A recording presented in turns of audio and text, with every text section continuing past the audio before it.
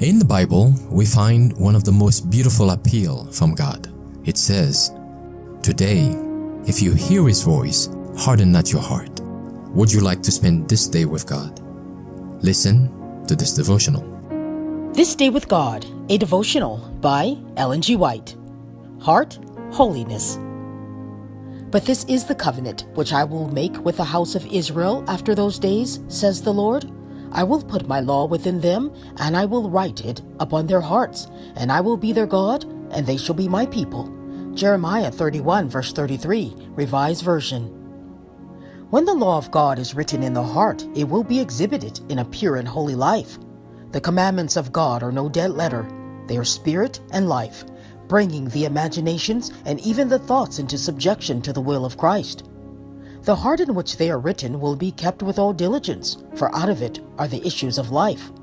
All who love Jesus and keep the commandments will seek to avoid the very appearance of evil, not because they're constrained thus to do, but because they are copying a pure model and feel adverse to everything contrary to the law written in their hearts.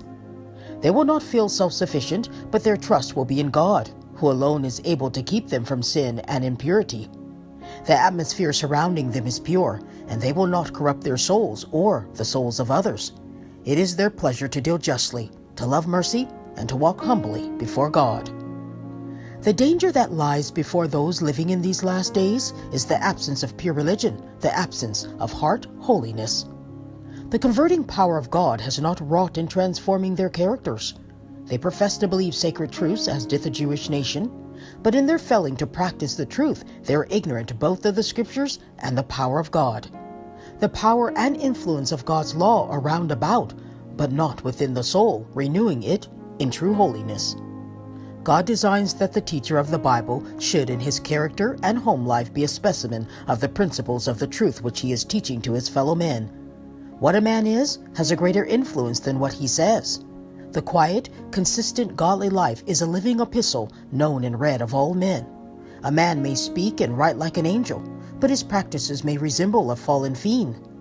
True character is not something shaped from without or put on, but is something radiating from within. If true goodness, purity, meekness, lowliness, and equity are dwelling in the heart, that fact will be reflected in the character, and such a character is full of power.